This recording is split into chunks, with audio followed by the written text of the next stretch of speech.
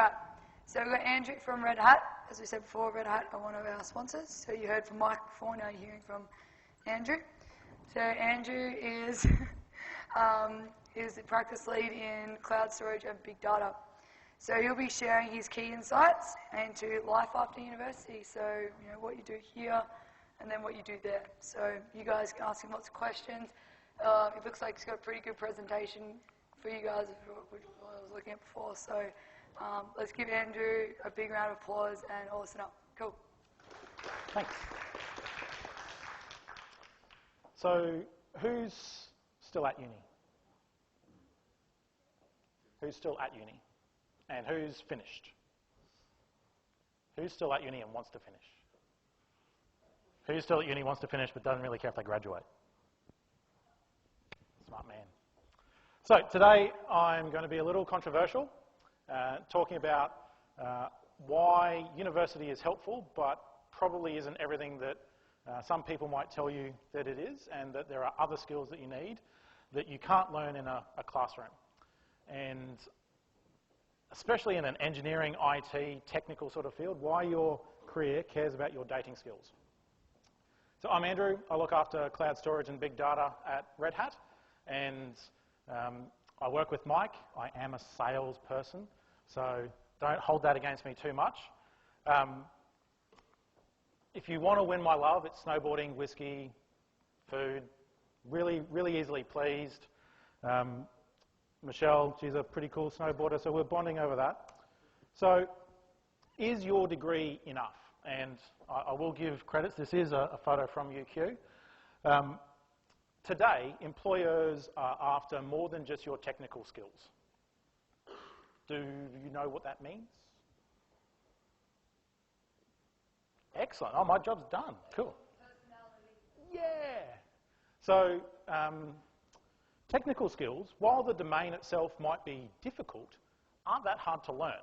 Like it's very simple in that it's A, it's B, it's C. It's right or it's wrong in most cases in a technical field. Soft skills are harder to learn. And so there's all these debates about private school, public school, mixed sex, co-ed, single-sex schools. Should you have friends of different sexes, whether that has advantages or disadvantages? And of course the answer is all of the above, right? So there's no single answer there. But the important thing is that your soft skills are probably going to advantage you more in the long run than your technical skills. As important as you think university is. So these are just a few snippets over the last 12 to 18 months of news articles in Australia. So what have we got? Forget tech skills. You need to go back to school and learn the basics. It's like simple things like turning up on time. Being dressed appropriately, like what Matt was talking about. Now, in our office, other than people like myself, these evil salespeople, who wear proper clothing, sometimes there are those with no shoes. So you might remember last year in about September, we had that massive hailstorm. In our office, it smashed a whole heap of windows, and one of our global support centres is in Brisbane. So they all had to move downstairs because we just cannot get all of the broken glass out of the carpet. And for those people who don't wear shoes, that's a problem. Personally, I think you just wear shoes, but whatever.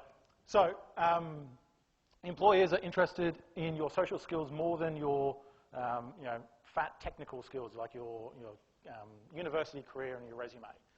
Now, obviously, you need to balance this with, I'm not talking about partying and flashing stuff up on Facebook and Twitter and all that sort of social networking. I'm talking about people skills, right? Soft skills that might advantage you and help you get into those situations that could cause problems.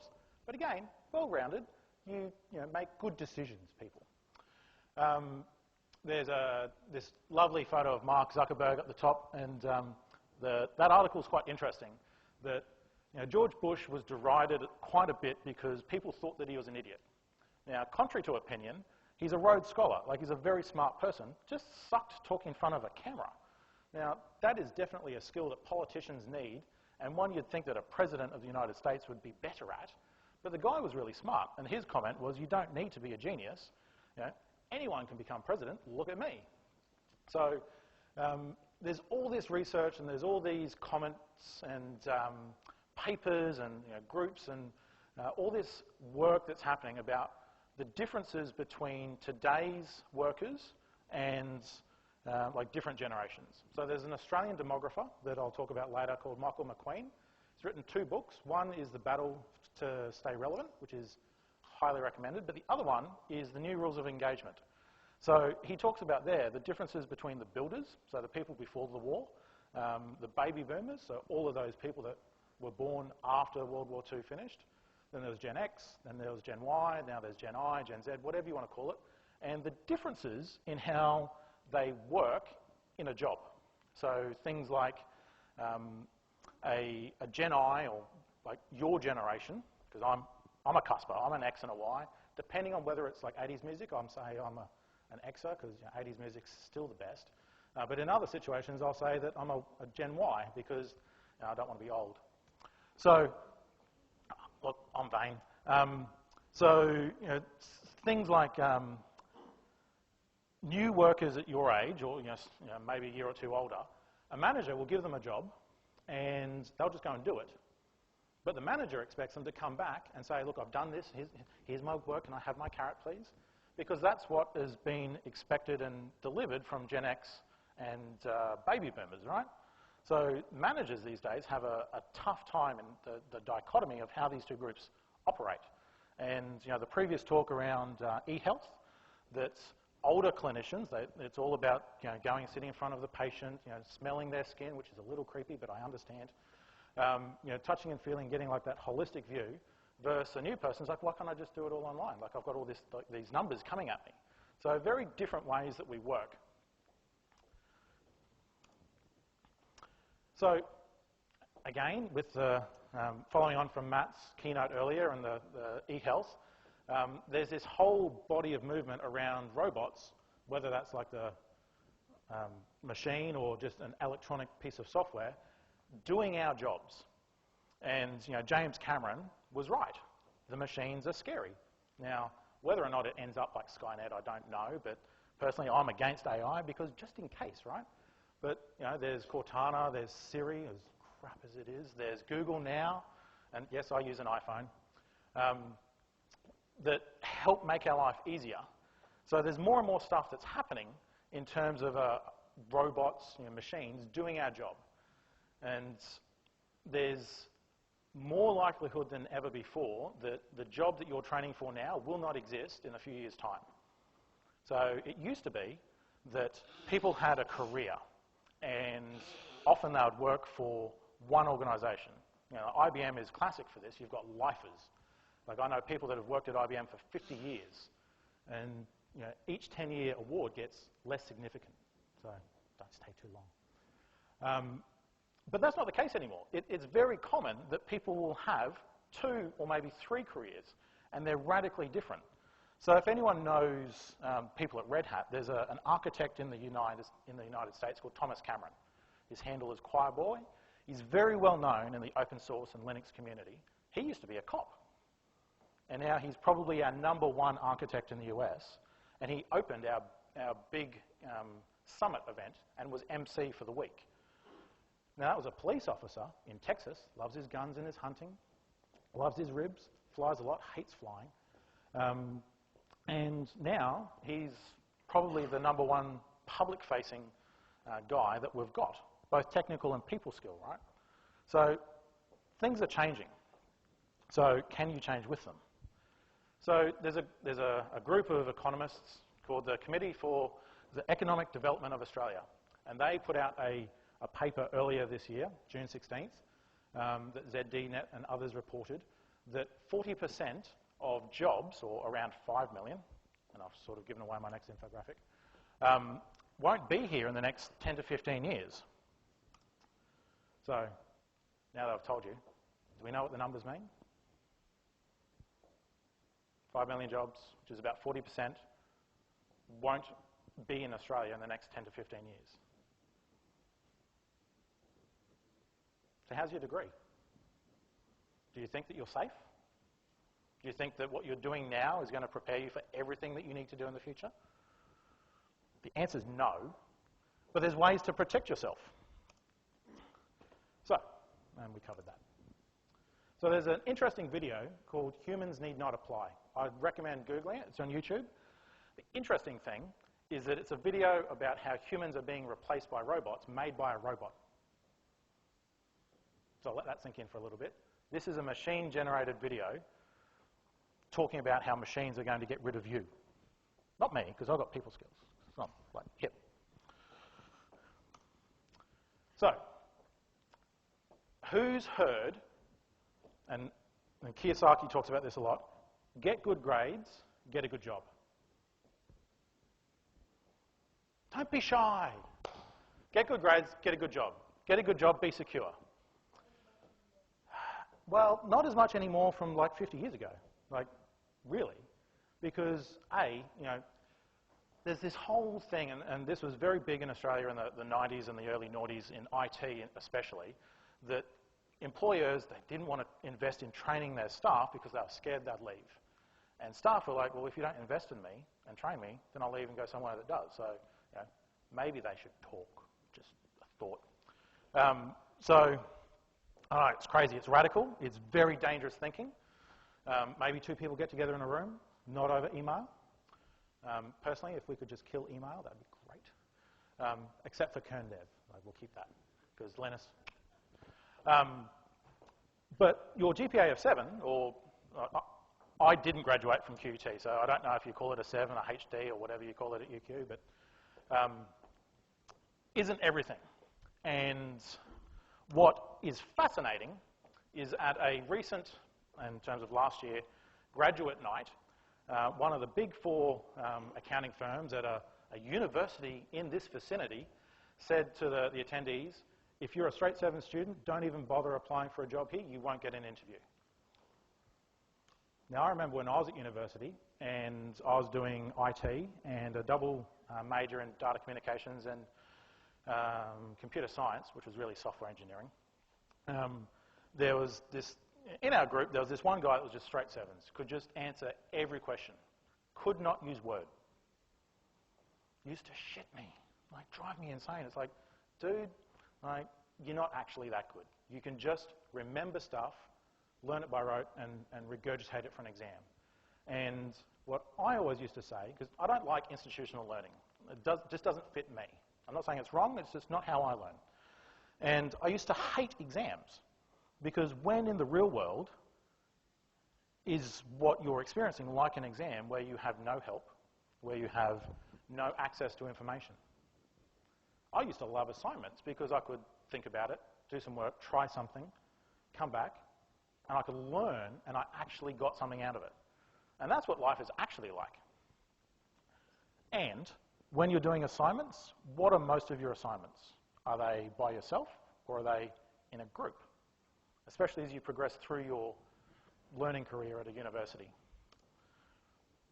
So the short thing is, like, now that I've scared you, I'm not saying don't graduate, I'm not saying don't go to uni, but your people skills matter. And I remember when I was at QT, I had a friend who moved from engineering at UQ to IT at QT, and he used to say in the engineering degree at UQ, there was a subject called books. Because engineers would only ever learn mathy stuff, they had no language comprehension skills. So, interesting that the university saw that, worrying that that was their only answer. ISEC is great though, by the way, or ESEC, whatever it's called, that group. So, skills companies actually do want. They want you to be able to work in a team, they want you to be an intrapreneur, and they want networking. I was having a conversation earlier about, is this the good networking or the bad networking? And networking is a bit like sales. It's got a bit of a bad rep because there's good people at it and there's bad people at it. Now, the analogy with bad salespeople is the used car salesman. Like, if you walk out of somewhere and you feel like you've been sold, then you have. But the selling process is actually really interesting, especially for a salesperson, because they get this whole thing going back and forth. And similarly with networking, it's finding out what the other person needs. It's not about what you want or what you can get out of it. It's about how can you add value to someone else first without expectation of getting anything back. Different to what you're taught, right? Because you're always taught mutually beneficial, win-win, which stands for what I need, right? So when you give first without any expectation, but importantly being open to getting something back, but not expecting it, then amazing things happen. So I'll talk about that a bit more in a minute. So teamwork. No company relies on just divas or gods or whatever you want to call them, like these super technical people. Now, there's always the exception where there's just some arrogant bastard that is better than everyone else and lets them know. And sometimes it is. It's just easier to put him in a closet, let him do his work, and tell people to leave him alone, or her. Generally, it's a guy, because generally we suck at people skills. So, but generally, and Matt spoke about this, the way Tech One works, similar to how Red Hat works, the way Amazon works, it's all about teams. And especially in today's world, it's likely that the team you're working with isn't sitting next to you. It's more and more common that you'll be working with someone in another time zone, in another geographic location, that speaks another language, that has cultural differences to you. So you need to understand how to deal with those people, right? And then there's being an intrapreneur. So who's never heard that term before? I've said it 3 times, so you're all liars, or you're not paying attention. So an intrapreneur is someone that, it's a bit like an entrepreneur. So an entrepreneur is someone who starts a business, builds products and things like that. An intrapreneur is a bit the same, but they do it inside of their employer. So I remember when I started at Red Hat, and I was a solution architect. And I knew no one. And I was in the Brisbane office. And our Brisbane office is one of our follow-the-sun global support centres. It's customer service, engineering, content, which is documentation and translation. And I was the only person that was in the sales and services organisation. So I was customer-facing. So I spoke to my boss, who was in Sydney, and said, well, who do I talk to about this storage thing that I've been employed to do? I know a bit about storage, but I don't know anyone at Red Hat who does storage. He's like, well, just go and find out, and just left. So that was super helpful. Not a guy with good people skills, but don't tell him. So I went and found out who works in storage at Red Hat. And I do have a doctorate in Google, so I can find anyone and anything, so just be careful about what you say, right? So I went out and I found, Googling Gluster, which is one of our storage products. Who does Gluster? Oh, who did Gluster and is now at Red Hat? Who's actually on our internal distribution staff directory? Reached out to them and started building networks inside. And after all of that, I now run the practice for cloud storage and big data. I'm the lead within APAC, and I'm one of the co-managers of our communities of practice for storage globally. And what's interesting is that I started my life as a programmer, and VB on Windows CE. Yeah, that was buggy. I know. We even skipped the iPac. We went to the fold-out phony one. And then I went and did network administration because I got sick and tired of breaking stuff and I wanted it to work. And then I went into engineering where I'd build stuff. Then I went into architecture. Then I went into pre-sales. And now I'm running a group of architects and consultants. So when I went to Red Hat, I hadn't done any Linux for at least 7 years. I failed my technical interview, but I got the job over other more technically qualified people because I had, I was going to say people skills, but that works too, right? So it's important, right? And I still went and sat my Red Hat certified engineer, got 97% or something, because technical skills aren't hard. But, and that's what I was going to finish off with. So out of my peers at the time, I was the least technical, but I got the best results in terms of customer engagements because I could understand what businesses and our clients were talking about. And then I'd get a consultant to go and do the work. Building teams. So teamwork, very, very important. And I'm going to be controversial, there's lots of different personality types. Often you'll hear about Myers-Briggs. where it takes you 6 weeks to work out what someone's personality type is in 6 dimensions. So that's awesome. Then there's DISC, which is about behavioural behaviours. Then there's like colours. Are you red or are you blue? It's like, who really cares? I just want to know if I can talk to you. So I use this concept based on the 4 humours, which is from ancient Greece. And there's a book called Personality Plus by Florence Littauer. Definitely recommend Personality Plus at work, Personality Plus with kids if you're going down that way or you are a kid. But it just breaks it down into really, really simple ways to understand how to communicate with someone. And there's 4. 4. See? Me good math. And so if you think if there's 4 and you are naturally dominant in one and typically have a secondary, you're only naturally going to interact easily with 25% of the population. Now 25% and the rest, which is bigger? So this is interactive. See? Good at math too. So, if you can understand how to communicate with someone, life is easier. And what I mean by that is that we, like how I learn differently, I don't like classrooms, there's people who receive information in different ways. There's people who give it in different ways. Right? Have we come across that? Like, man, that guy's just so difficult to deal with, and he thinks you're just lazy. Like, does that ring a bell? And then there's others who's like, are you paying attention? Like, I'm talking here. And they're like, sexy shoes. Right? So, really, really simple. There's cholerics. They're the type A personality. They're extroverted. They're driven, goal-oriented, getting shit done. And I'm just going to mow my way through you people who are in my way because you're just going to get it wrong. Just let me do it. All right? Life will be easier. Just go away. Ring any bells? Sound familiar? Like, they're often wrong, but they're never in doubt. And the sad thing is they are often right. Then there's the sanguine. They're the fun, flirty person, like, wear your pretty dress and they'll be nice.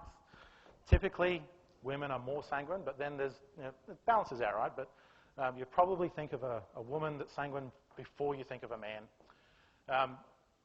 They're not listening to what you say. They're thinking about the party that they want to go to, the holiday that they're planning.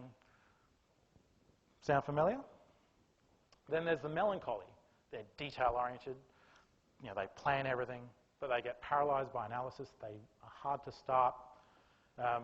They're the accountants. They're the numbers people. Really detail. Whereas like a choleric is just like bullet points. A melancholy will give you like 5 million pages on why pink is good. And they'll be right, because pink is awesome, right?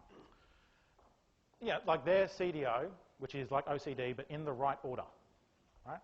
And then there's phlegmatics. They're the peacekeepers. They're non-confrontational. Often people think that, like, that's the worst personality because you're just like a wet mop. Like, no. They're just easygoing.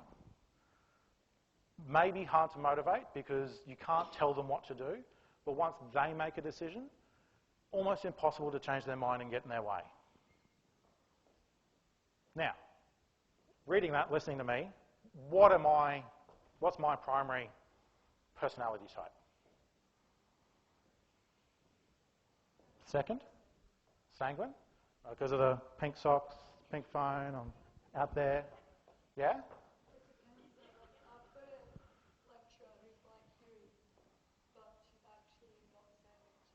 Interesting. Yeah? But she can only do this if she goes into a room for 3 hours afterwards and hides away from everyone. Yep. So she can like downtime. Okay. Any other takers? We've got a sanguine, choleric, phlegmatic. Okay. Yeah. So I'm a choleric melancholy. I'm a learned sanguine.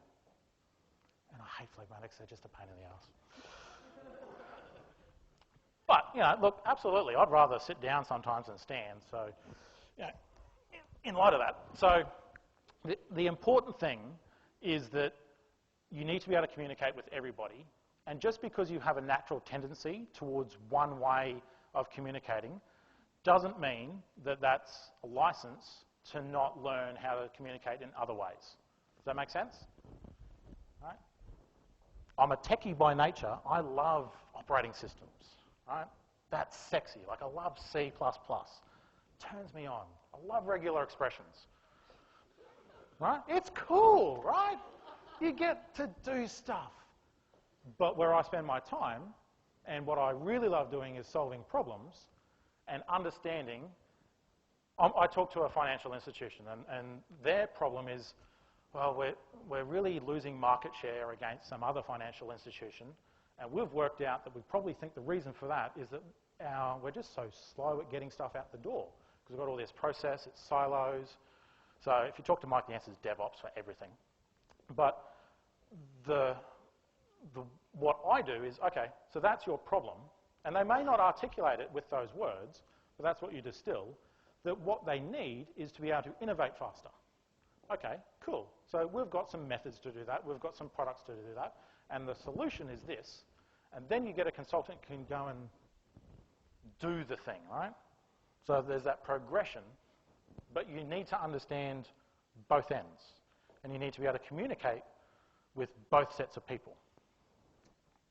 Resonate? Make sense?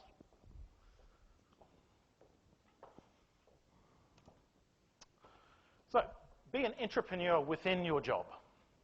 So I gave you a bit of a story about what I had to do when I started at Red Hat. But just turning up and doing your job is not enough anymore. I can outsource that to someone in a developing country who'll do it better than you. They're probably even better at doing the technical thing than you. And they're a third of the price if I'm paying too much. Or I can get a robot. So what value are you going to bring to your organization? Why should I hire you? Why should I keep you? Why should I promote you? Why should I put you in front of opportunities? What value are you bringing? Like, this last bit at the bottom, the way to get promoted is to give away all the credit. And the easiest way to do that is find what your boss is trying to achieve, do it for them, and then let them take the praise. Now, there will be some bosses who will just abuse that. Absolutely, right? But 8 or 9 times out of 10, you keep doing that consistently, because it's not an event, right? It's a journey. You'll get noticed. It's like, again, I was not as technically competent or as skilled as some of my peers, but I got better results. I now have 3 jobs, which is awesome because I only get paid for 1, but that's not the point. But you have to take assertive risks, right? You need to find a way to add value to the group or the company you're working with. So Gifford, let me say it, Pinchot, back in '84, a couple of good books written in 1984. Entrepreneurs are dreamers who do. So they take something and they do it. Right? Does that make sense? It's not enough to just come up with the idea. Who watches TED Talks? Some of them are awesome. Some of them are just not worth your time, right? But I'm often reminded of this Onion takeoff of the TED Talks, and there's this guy that talks about, I've got this idea. We're going to solve the world's transportation and energy and pollution problems. We're going to have recyclable fuel for our cars. Well, 50% of the way there, people. I've come up with the idea. Now I just need someone to do it. Right? That doesn't fly. You need both. Now, it doesn't mean you need to do it yourself, but you build a team to do it with you. There's a very, very, very smart business person called Guy Wilson. He's based on the Gold Coast. He and his brother started what became Australia's largest software company of its kind, payroll. First computerized payroll for Maya.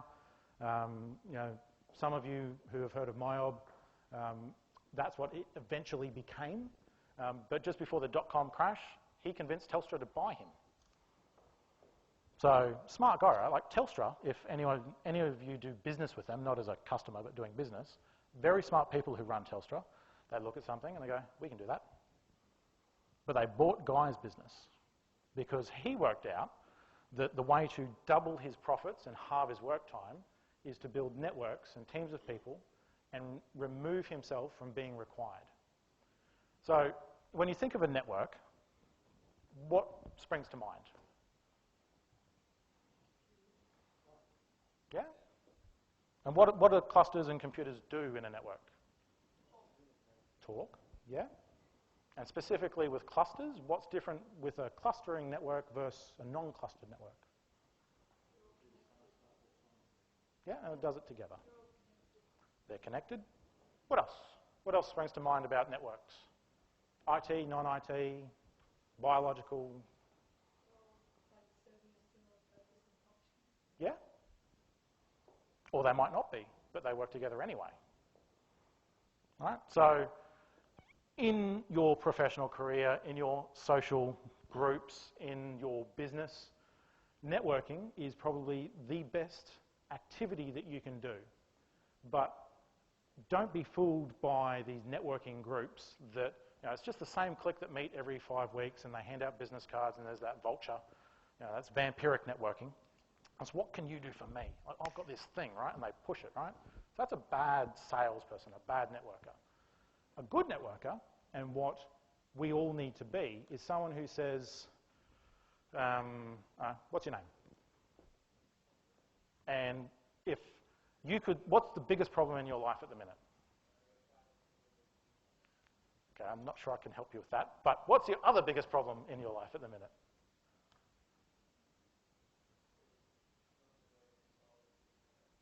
Sorry? Yeah?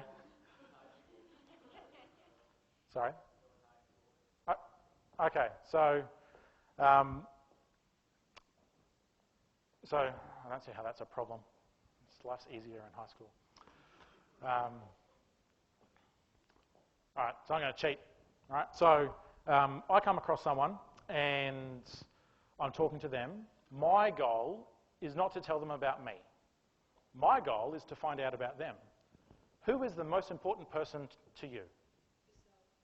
Who's the first person you think of when you get up in the morning? Who's the last person you think of when you go to sleep? All right? So often we think about, what are they going to think? Like, think of me. Chances are they don't think of you at all. Right? But if you just ask questions and you find out about what they are trying to achieve, what fires them up. How did you get into that? That's really interesting. So if I was to promote what you do, what would be the best way to do that? Finding out how you can help them will endear you to them and they will remember you. Whereas the guy who stands there in front of them and goes, well, I've got this thing, it solves every problem you've ever got. I don't even care what your problem is, but it solves it. Right? And it's awesome, it's the best. It's like, what do you think of that person? Right? Exactly. So if you can find a way to help someone else and just give it freely, right? A network has value because you can connect people. So who knows about credit cards or mobile phones, right? So is the value the products they sell or the network they have? Right? Who here has heard of Amway? Right? Amway, they're a very large networking business. They have all these people around the world that like their products. Whenever they release a new product, their profit just skyrockets. Like there's an energy drink called Excess. It was made by a surfie and a chemist. They were sitting in a bar in the US watching a Red Bull, I think, air race. And I went, man, this stuff's cool. It's a shame it's just so unhealthy for you. Like drinking a Red Bull is like drinking a Big Mac. So they went, well, the chemist went to the surfie, well, it wouldn't be that hard to make a healthy one. And they went, oh, okay, cool. So they went around and, okay, so we've got this cool product. It's healthy, it's good for you, it gives you energy, doesn't give you the crash. Great product. And then they went to advertising companies and said, so we've got this awesome product, how can we get this out there? And they went, well, just to compete with Red Bull and V, you need $70 million a year just to get on the shelves. And they went, don't have that. So one of them had a large Amway business and they went, well, why don't we talk to Amway and ask them? And they went, it's not really our market. We'll take 3 months on consignment, which means if we don't sell it, you take it back and no cost to us. And they put it up on their website and it sold out in 5 hours. And Amway called Scott and went, did you buy your own stuff? He's like, what are you talking about? Now, Excess Energy is the #1 energy drink in that can size, 250ml, in the world, and you can't buy it in the shops because it moved through a network. It added value to what people wanted through connections they already had. And there's a bit of a business lesson there too, but like, does that make sense? Adding value to your network is more important than getting something from your network. Because the getting will come if you give. So, I'll go back actually. So just to finish that off, what you want to do is build your A team. You know, like the whole, like, you know, if we're in a war zone, like, would you want that person next to you kind of thing? Not quite like the guys who fly the tank in the movie, not that A team, although that is a cool segment. Like if you were putting together like the team that you wanted to do life with, and regardless of what business or career you have, but who do you want to hang around? That's your A team, right? And that's what you want to build from there. And then, you know, as I've been talking, there's a book by a guy called Bob Berg. He's got one called The Go-Giver, and the other one is Endless Referrals. But The Go-Giver talks about the 5 laws of stratospheric success. But it, you know, give first, don't expect, but you know, be open to it. So this is a bit of a running theme. The world is getting smaller, right? Like we can communicate more easily with more people, sometimes in real time, sometimes with a short delay. You know, how many people are on kernel dev? Like that participate, roughly. Right. And would they all be in Canberra? No. Some of them are in Brisbane. But there's lots of people there, right? And that is from the outside who don't understand that system or that network, just an unorganized mess. But internally, it operates quite efficiently. Personally, I still don't see how email is good, but that's what Linus wants. So, if you're building a team and the world is big but getting smaller, and there's almost 7 billion people, do you reckon there's some that you could do some work with? Do you reckon there's some, you know, that 25% you naturally click with that might have the same goals and aims as you, that might align, that there might be someone that you can help? Right? So don't just think locally, right? So there's a series of letters called the Dow Theory Letters. I can't remember. Robert Dow, I think, was the guy who wrote them, about the stock exchange, the New York Stock Exchange. And one of the things he talks about is the perfect business. And I can't remember which point, but he talks about sell the world, not your neighborhood. And the same concept applies in terms of building teams and working with people and building networks, especially in IT or engineering, right? So there's a video on YouTube. It's about 5 minutes. Again, recommend you go find it. It's one of those cartoon articulations of Bob Berg's book. It's narrated, called The Go-Giver. But when you're finding out about somebody else and what they want, yes, you're doing it because you want to help you. Like Henry Ford, I think it was Henry Ford, that I'd rather have 1% of the effort of 100 men than 100% of the effort of one man, right? So scale, and you know, more eyes on something is better. You know, the stupidity of people comes down to the lowest common denominator, so balance it out. But yes, the way for you to go fast and get what you want is to go slow with lots of people, find out what they're actually wanting, like form meaningful, real connections, and move at the pace that they want to move, right? If you want to move faster, work with more people. Does that make sense? This is a bit like parallel programming, but for people. What else? So yeah, and you've got to be sincere. Like people will see through you if they think you're doing it for an ulterior motive. Like if you're just being nice because you want something, like you actually have to genuinely care. Now, that's cool. Like for most people, is that completely different to what you've generally been told and knew, or is that everything that uni teaches you today? This is the interactive bit again. And not Michelle, because she's superstar. Is the stuff I've been talking about what you learn in class? No? Strange? Unexpected. I thought they'd be teaching this. Getting there. Yes, it is getting better. And what I did find interesting earlier with the e-health stuff, aside from the heads up, meant actually heads up as opposed to a display. I didn't realise it meant like that. I learned something that's cool. But the whole psychology around that, wearable stuff. So, these human studies of how people work together is filtering down, right? But if you can learn it faster than the next person, that gives you a massive advantage. And you don't even need to be better technically than them. You could be half as good, right?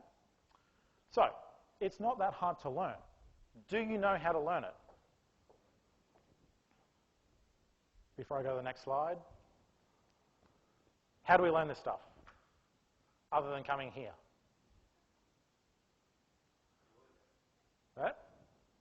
Yeah, trial and error is good. 3 things. See the German 3 as opposed to the American 3. Books, which is great, but which books is an important thing. There's lots of these professional, personal, self-help development books. Most of them are rubbish. But there are awesome books. And the cool thing about a book, you read a book 10 minutes a day, that's a book a month, that's 12 books a year, right? The cool thing about a book is that typically that's someone's entire career distilled down into 500 pages, and you've taken all of their professional knowledge and experience and you learnt it in a month. Cool, but you need the right books. You need mentoring. So when I say mentor, what springs to mind? Sorry? Don't know who they are, but okay. Who are they? Okay, yes, yep. What else springs to mind?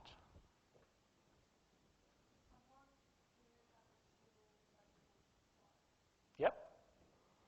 So what I find out in the real world is that most people think of a coach. There's these life coaches, there's business coaches, there's sales coaches, there's all these coaches. And typically the difference between a coach and a mentor is a mentor gives it away for free and a coach pays. You pay a coach. A mentor is invested in your success, whereas a coach gets paid regardless. It's a business for them, right? So it took me a long time to learn this and even longer to find people that could mentor me, but work out for you what is most important in terms of how you want to live, what you want your career to be, like whatever the thing is you're wanting to improve, and find someone that has that result. Not someone who talks about it, that's theoretical, that, if we do this, I reckon. It's like, no. They have done and got what you want. And then get them to teach you how to do that for free. That's a mentor, right? Someone that you learn from, and they get reward from helping others succeed, right? And association. So, unfortunately, Mum was right when she said, don't hang around little Johnny, he's a bad influence. But the good thing is, hang around Andrew, he's a great influence. Right? Both sides of that coin are true. If you want to go somewhere, hang around those people that are either heading in that same direction or are there already. It's not hard, this stuff, right? Well, you need people skills, you need to network, build teams, but it's not easy, I agree. So there are groups out there. You could start with industry associations. Like I know Software Queensland does some of this stuff. There's, Sage, in terms of industry groups, there's those there, but go and do your own research. Like there's a guy in Brazil, and I can never remember his name. I think it's Semco, but his business basically does everything in Brazil, right? It's enormous.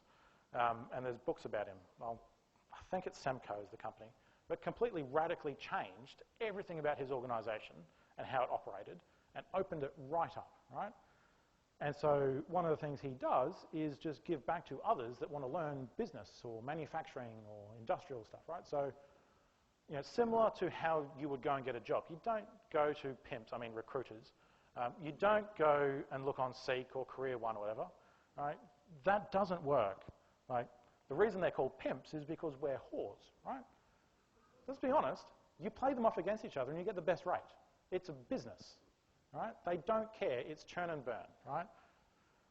For you to make a career and work for someone, like if you're going to spend, 40 to 100 hours a week with someone, like a company, and you're only going to get paid for 30 of those, you want to work with a group that you want to work with, right?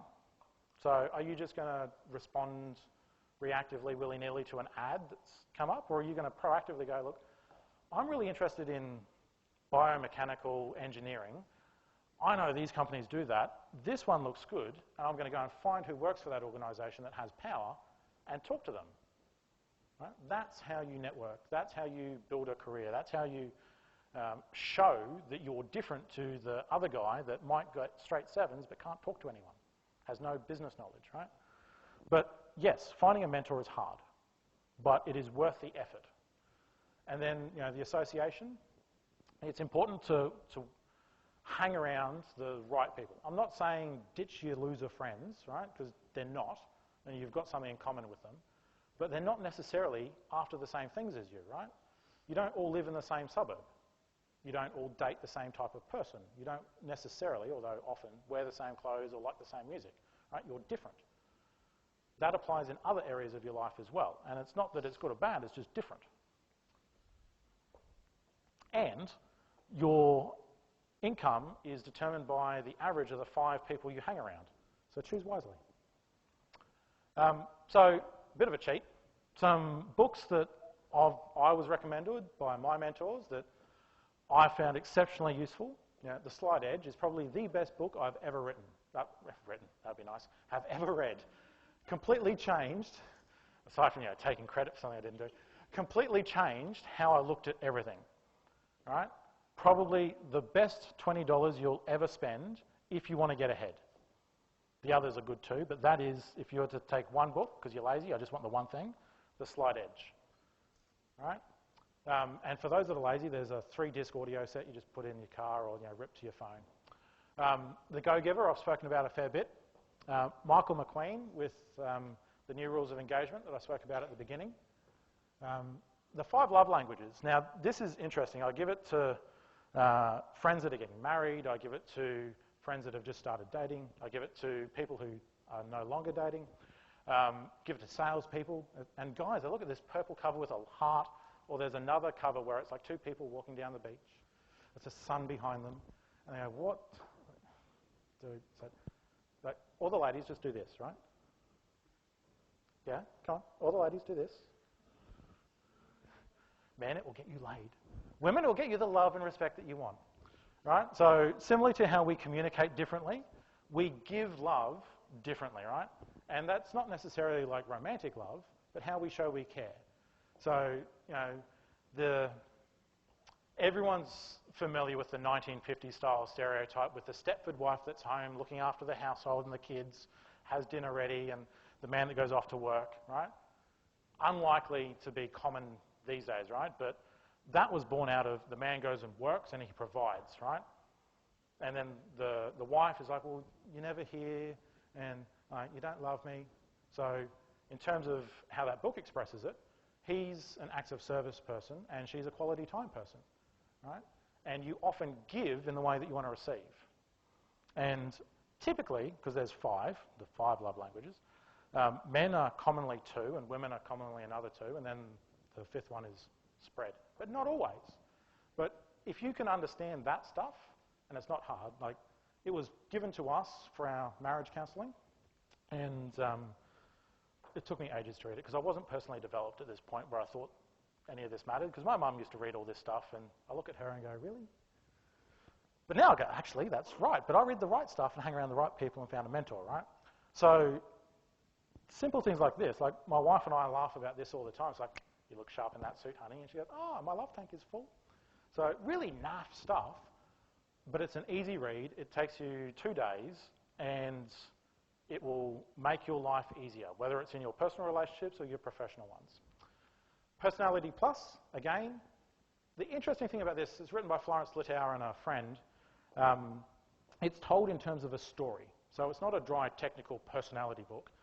It's the journey of someone going through stuff. And then there's ones for kids and for Personality Plus in the workplace, which I refer to a lot. You know, even though like I know this stuff, I still go back and look, right? I'll come across someone who's like, oh man, I know he's not trying to be an asshole, but like, just can't deal with him. And I'll go back and go, right. And I approach that problem differently, and we move on. And then how I raise myself from failure to success in selling is not actually about sales. It's more around professional management and things like time and how you deal with people. But that was written by Frank Betcher, who was good friends with Dale Carnegie, so it gives you an idea about how old it is. But it's still a classic today, right? So there's some freebies. And I've got 3 minutes for questions. Or I'll be hanging around later. Does that make sense? Understand? Shoot. I do have a question. So, like, you mentioned that soft skills actually really matters in your like interviews, but like for us, we are like engineering people, and then when we have interviews, they're basically like straightforward hack interviews. Like, do you have any suggestions about like how we show our soft skills while giving Yeah. having straight technical interviews, stuff like that? Yeah, like simple things like being prepared, knowing the person's name, you know, being polite with manners. Like, hi, what's your name? Hi, it's Chu here. How are you going today? Sorry, what's your name? Oh, how's your day going, Frank? Like just really little things. Like it's not like this big momentous thing. It's just little things that show that you're a person that's a bit more developed than someone else. Because like when you are talking on the phone, I feel like at least it's hard for me like to interact that much. Yeah. In comparison to like say each other in person. So when you're doing a phone interview, are you standing or sitting? And when you're interacting with other people, are you standing or sitting? Mostly standing apparently. Does that answer your question? Thank you. So standing gives you a lot more confidence. It opens up the diaphragm. You can talk. You can project. I probably don't need the microphone, right? I could sit down and like you're hunched over, you're sitting like this, whereas standing up, you just feel more. I know what I'm talking about. Like I'll be in the office and I'll be talking to other people on the phone, whether it's a customer, whether it's a peer or a manager. I don't use my desk phone. I use my mobile and I have headphones on and I walk around the office. It drives other people a bit insane, but like you don't stand like on top of them, right? But I'll look out the window because like it's boring at this point of the conversation. I'm thinking about my sexy socks. Then I'll come back and be like bullet points. But yeah, standing is a good way to do that. Or like if you're in an interview, something Maya does that is interesting, especially for retail where there's lots of people, they'll put you in a room where there's not enough chairs for everybody. And that is a test because they want to see who sits and who offers the chair to someone else. Right? So be aware and mindful of your situations, like dress appropriately. I don't care who you're interviewing with. For a man, clean shaven or trimmed beard, ironed shirt, tie, proper shoes. Right? If you're a lady, don't go and show everything off. Right? It might be awesome, but you're not showing that there, right? Dress appropriately. Like when my first day at Red Hat, I wore a suit. People thought I was a lawyer. Right? I don't wear this when I'm at work unless I'm staying inside. If I'm seeing customers, I'll dress in pants and a shirt or a suit. But if I dress for the occasion that I'm in, right? If I'm working from home, like all bets are off. It could be anything or nothing. But, any other questions?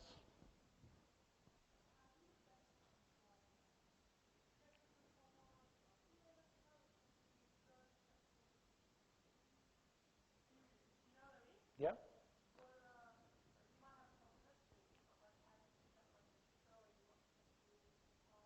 Yep.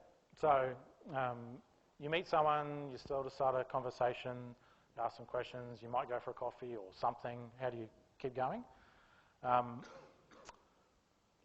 do you normally do it as a normal person in a non-business or career environment? Like you find some common ground that may not be related to the thing you're trying to achieve, right? One of the best ways for business to happen is not to talk about business. Is to find out, like, what did you do on the weekend, Bob? I went fishing. Oh, cool, I love fishing. I hate fishing, but I love fishing. Where did you go? Like, you show interest. It's even better if it's genuine, but sometimes you can fake it. It's okay. Just don't get caught. You know, this is especially true for women. Like, ask to see photos of their kids. Not in a creepy way, but like if they're talking about them or if they've just had kids, oh, do you have a photo? Same with pets, right? Buys to bond. Like, it's, what's the topic of this talk? What's the title? Right, so if you're going out on a first, second, third date, you're just asking questions about someone, right? You're getting to know them. You know, I'm sure you've all been on those bad dates where the other person just talks about themselves and how awesome they are and why you're so lucky that you're out with me. And do they get another date? No. Right? So does that answer your question? Find something you can talk about. There are books you can read, like Alan Pease has written a lot of books, like Questions Are the Answers is a good book. He's an Australian human interaction person, him and Barbara, his wife. So ask open-ended questions. So whether it's sales or personal interactions, asking questions that can be answered with yes or no or specific facts are closed questions, and they don't allow you to continue along that line. So why? How are good questions. How did you get into that? That's really interesting. Like, what was it that attracted you to that? And most of the time, you only have to ask 2 or 3 questions, and they'll talk for the rest of the time, and it's great. You shut up. They think you're awesome. Anything else?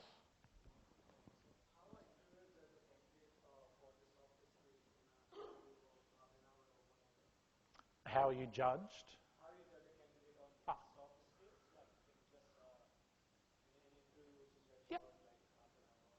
Okay, so how do you judge or measure someone's people skills in a short period of time?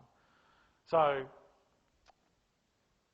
a woman, when she meets a man, typically makes up her mind pretty quickly whether or not they are a particular sort of material, whether it's someone they want to sleep with, someone they want to date, someone they want to marry, someone they want to have kids with, right? That decision's made pretty quickly. Sometimes you can change it, but often not, right? Because you just have this feeling, right? Men, the answer is yes to everything because, like, we'll roll with, it's a numbers game for men, right? And obviously it's a little tongue-in-cheek on both sides, so don't shoot me. But if you meet someone and you have a natural connection with them because it just gels, right? Like, you might be that same 25 to 50% personality match. It's just easy. It might be how they're dressed. And I'm not saying that you need to wear expensive clothes. I'm saying you need to wear what you're wearing well and appropriately dressed. It might be your manners. Did you brush your hair or iron your shirt? Like, just things that show intent and care about your personal thing, all this, show more about outside than inside, right? Like, if you turn up to an interview dressed like a slob, well, like that, this is where you're supposed to pull out all the stops, right?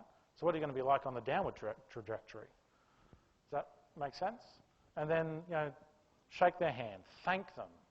If they ask you if you'd like anything, say, yeah, look, I'd love a water, thanks. Tip in an interview, never have a hot drink. It's bad. Water's good, because especially as you're talking, like, you get a bit dry in your catch, your throat, things like that. Thank them afterwards. So, thanks for letting me talk today, that was great. Or thanks for meeting me, thanks for taking the time, really appreciate it. Follow up afterwards and say, get their email, like, get permission to follow them up, because there's a difference between reaching out, which is good. There's another level of saying, hey, look, is it okay if I send you a bit of a follow-up piece of information or something like that? Like, we just interviewed 3 good candidates to replace me in my previous role, and the first one we thought was great. But then afterwards, as we're leaving, I looked down and his shoelaces are undone. And we realised that he sat the whole time and he just focused on technology, and he told us about stuff. There was no interaction because the scenario was a sales pitch, right? We're the customer, there's 3 roles, and you're selling Red Hat to us. We've got this problem, we're in this situation. The next guy was immaculately dressed. He took a lot of care in his personal appearance, how he presented. He was very personable, polite, good manners. Not a great delivery, but you can teach that. And then the third guy that we did hire, the thing that made a difference was that he asked questions. He didn't sell us, right? Even though this was a sales scenario. Like, he asked us questions about this problem. If we did this, would that make a difference, right? Not X is good, therefore you need X. Blue is better than red. It's like, well, if we could have something that was blue and that aligns with, like, your customers, like does it align with your customers? Okay, cool. Would that help you do? Like, just showing care. And the thing that really made him stand out, because again, he was the least technical person in terms of his presentation, was he was the only one that led us to want to have another conversation with him. And he left us with material. Like, just little things like that. Like, he had done research about Red Hat, and he was excited about what we were doing. So, I know that you're told to go and read the company report, which do it because you should, but you're not going to learn much. Go and find out what's on their website. Look at their recent press releases. Go and look at their social media. Look on LinkedIn. Who works for them? What do they do? Because it shows you care. You've taken the time and you're showing interest. That makes a difference. Cool. Well, we better wrap it up there because it's a little bit over. So I'll thank Andy properly, but while I'm thanking Andy, could we just get Elizabeth to come up and we'll mic you up? So thanks again, Andy, for a brilliant talk. I still think you're a sanguine because he has a hot pink phone. Like, I've never even seen a girl have a phone that hot pink before. Like, that's intense. But yeah, that was a fantastic talk. Great, really, really good advice on networking. You will be surprised how much networking does actually come back to you. If you go out of your way and do something for someone else, it might not come back to you for another, couple of years even, but it will come back in a big way, trust me. And your advice and your people skills, I think, for interviews is really key too, because I think a lot of people will be around that stage where they're going for interviews and internships, graduate positions, all that kind of thing. So big round of applause, Andy, thanks.